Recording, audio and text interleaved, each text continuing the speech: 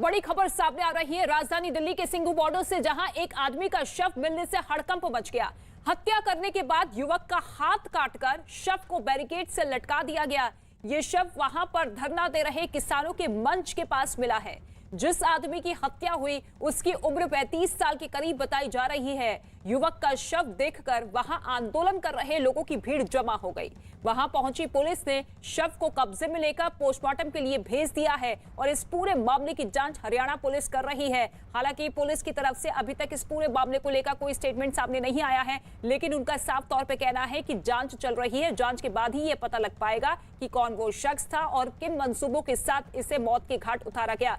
लेकिन तस्वीर वाकई सभी को हिलाकर रख देने वाली है कि किस तरीके से बर्बर तरीके से क्रूरता के साथ इस शख्स को मौत के घाट उतार दिया गया है। उसके शरीर पर धारदार हथियार के कई निशान मौजूद है।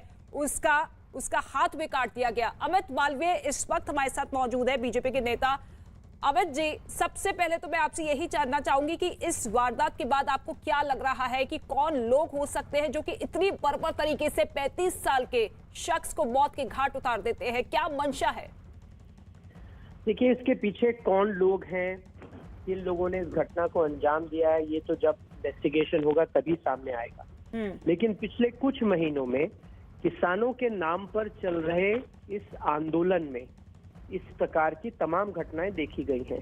चाहे महिलाओं के साथ बलात्कार का विषय हो, या 26 जनवरी को जिस तरीके से दिल्ली में अराजकता हमने देखी, या फिर अब जो घटना सामने आई है जहां एक युवक को बेरहमी से मार दिया गया। ये सारी घटनाओं को अंजाम देने वाले लोग किसान तो नहीं हो सकते। तो किसान आंदोलन के नाम पर ये कौन लोग? अभी कुछ ही दिन पहले किसानों के अपने आप को नेता बताने वाले राकेश टिकैत ने लखीमपुर में हुई मॉब लिंचिंग को जायज ठहराया। उनके साथ योगेंद्र यादव बगल में बैठे थे जिन्होंने कुछ भी नहीं कहा। अगर जो लोग अपने आप को इस आंदोलन का किसान बता रहे हैं, अगर वो इस प्रकार का बयान देते हैं, तो स्वाभाविक रूप है इस प्रकार की चीजें होंगी। इस प्रकार की हत्याएं, इस प्रकार के जघन्य अपराध उन लोगों के द्वारा जो किसानों की आड़ में इस आंदोलन को चला रहे हैं अंजाम देते रहेंगे। ये बात हमारे लिए समझना जरूरी है। अमित जी, क्या वाकई एक बार फिर से वो अराजक तत्व सक्रिय होते हुए नजर आ रहे हैं और किसानों को बदनाम करने की ये मंशा है? फिलहाल तो जिस प्रकार के जघन्य अपराध इन आंदोलनों में जो किसानों के नाम पर चलाए जा रहा है देखने को आ रहे हैं, उससे तो ये स्पष्ट होता है कि ये किसानों का आंदोलन नहीं है। किसानों का आंदोलन नहीं है, आप ये मानकर चल रहे हैं। लेकिन आपको क्या लगता है कि क्या वाकई एक डर का माहौल पैदा करने की कोशिश की जा रही है?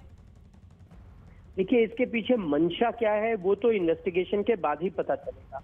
लेकिन जिस प्रकार के अपराध सामने आए हैं, चाहे वो महिला के साथ बलात्कार हो, चाहे वेश्यावृत्ति हो, चाहे मर्डर हो, इस प्रकार की तमाम घटनाएं इन आंदोलनों में देखी गई हैं। कौन है जो इस सारी घटनाओं को अंजाम दे रहे हैं? किसान तो नहीं हो सकते। तो कौन लोग हैं जो किसानों के नाम पे आंदोलन कर रहे हैं? हालांकि इस पूरे मामले को लेकर संयुक्त किसान मोर्चा ने भी बैठक बुलाई है। दोपहर 12 बजे बैठक होनी है, क्या कहेंगे उसको लेकर? वो जाने, उनकी बैठक जाने। लेकिन आज एक युवक को बर्बरता पूर्वक मार दिया गया और इनके जो अपने आप को नेता बता रहे हैं जो लोग, वो बयान देते फिर रहे हैं कि इस प्रकार की अराजकता ठीक है। जिन लोगों ने लखीमपुर में हुई हिंसा को जायज ठहराया, जिन लोगों ने 26 जनवरी को दिल्ली में हुई अराजकता को जायज ठहराया, उनके इन बयानों की वजह से ही आज इस प्रकार की घटनाएं इस आंदोलन में करी हो रही हैं। लेकिन सिंघू बॉर्डर जो कि एपिक सेंटर रहा है किसानों का, यहां पर शुरुआत से ही भारी संख्या में किसानों का जमावड़ा रहा है पिछले 10 महीने से। लेकिन इसी जगह से, उसी मंच के सामने से अगर शव बरामद होता है तो आपको क्या लगता है कि क्या वाकई एक बहुत बड़ी साजिश है? देखिए, मीडिया हाउसेस के पास तमाम वीडियोस हैं जिससे ये स्पष्ट होता है कि इसके पीछे कौन लोग हैं। आप दिखाइए उसको, जनता तय कर लेगी कि ये कौन लोग हैं और ये क्यों ऐसे अपराध हो रहे हैं और क्यों ऐसे अपराधों को कुछ लोग जायज ठहरा रहे हैं।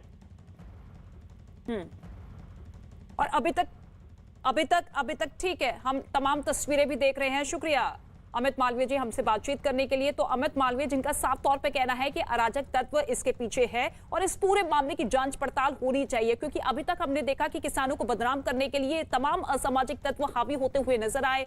किसानों के नाम पर जिस तरीके से तस्वीर पेश की गई है उसको लेकर कई सवालिया निशान खड़े होते हुए नजर आए। लेकिन अब 35 साल के शख्स की हत्या कर देना और इस तरीके से उसके हाथों को काटकर शव को बैरिकेड पर लटका देना, इसके पीछे एक बहुत बड़ी साजिश है और इस पूरे मामले की निष्पक्ष जांच होनी चाहिए। देखिए, आज सुबह 5 बजे थाना कुंडली में सूचना मिली थी कि किसान आंदोलन जो चल रहा है उसकी स्टेज के पास एक आदमी का हाथ पांव काट के लटकाया हुआ है।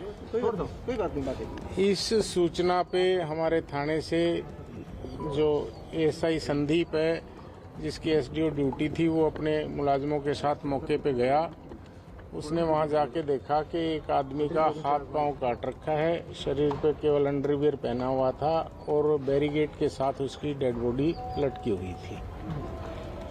वहां पर जो लोग थे उनसे पूछताछ करने की कोशिश की, लेकिन इस चीज़ का कोई खुलासा नहीं हो पाया कि किसने ऐसा किया है और अभी तक भी उस आदमी की जो है शनाख्त नहीं हो पाई है। हम उसकी कोशिश कर रहे हैं और एफआईआर लॉन्च कर ली है हमने अननोन आदमी के खिलाफ और उसकी हम इन्वेस्टिगेशन कर रहे हैं। जो भी इन्वेस्टिगेशन में आएगा आपको बताया जाएगा।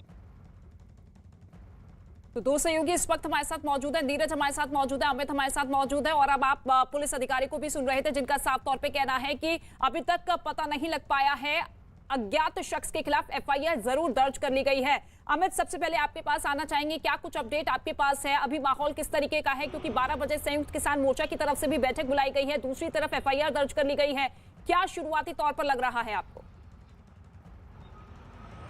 देखिए, 12 बजे तो संयुक्त किसान मोर्चा की बैठक बुलाई गई है, लेकिन सबसे बड़ी चुनौती जो है पुलिस के सामने इस वक्त ये है कि वो शिनाख्त करे कि 35 साल का युवक है कहाँ का, उसके बारे में पता लगाए। लेकिन ये पता तभी लगा सकती है जब संयुक्त किसान मोर्चा मंच के आसपास जो लोग थे वो पुलिस को कोऑपरेट करे, पुलिस को बताए, पुलिस को जानकारी दे, अपना बयान दर्ज कराए। तभी अभी तक जो पुलिस के इन्वेस्टिगेशन, जो हमारे सोर्सेज बता रहे हैं और खुद जो पुलिस अधिकारी भी बता रहे थे कि जब पुलिस अधिकारी लगातार जो प्रदर्शनकारी स्थल पर है उनसे जब पूछताछ कर रहे हैं तो वो कुछ कोऑपरेट नहीं कर रहे, वो बता नहीं पा रहे। और ये वाकया सुबह 5 बजे का बताया जा रहा है। अब जब 5 बजे जब बॉडी को लटकाया गया होगा या 4:30 बजे जो सबसे पहले इस बॉडी को देखा होगा, उस वक्त बहुत पूरी रात अगर हम बात करें तो सिंघू बॉर्डर पर चहल पहल होती है। हम कई बार पूरी रात यहाँ पर रुके हैं सिंघू बॉर्डर पर, सिंघू कोंडली बॉर्डर पर। यहाँ पूरी रात चहल पहल होती है।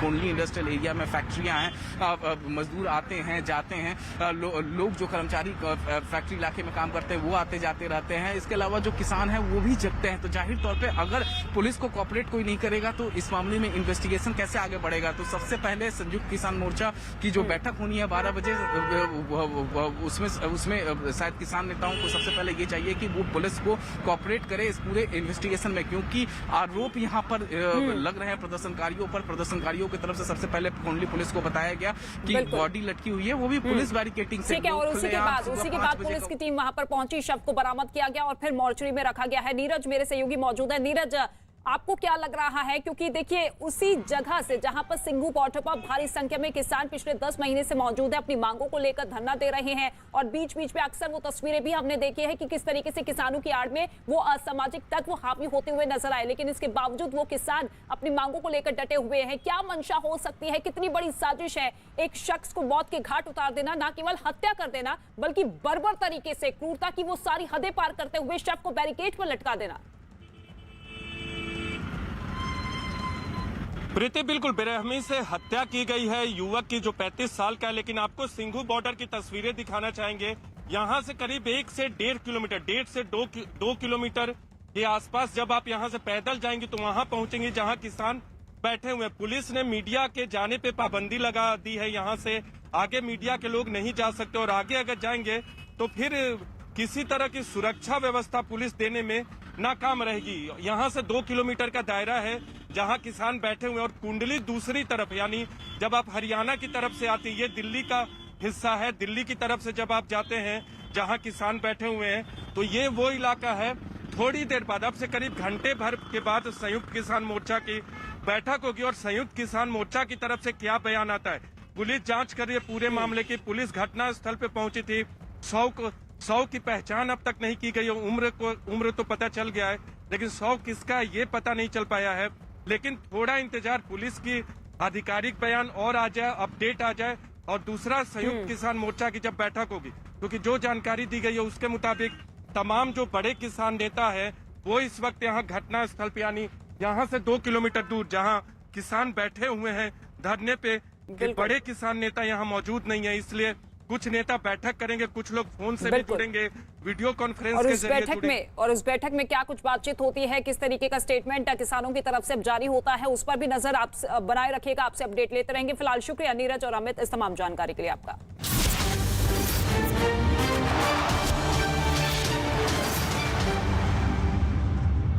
राष्ट्रपति रामनाथ कोविंद लेह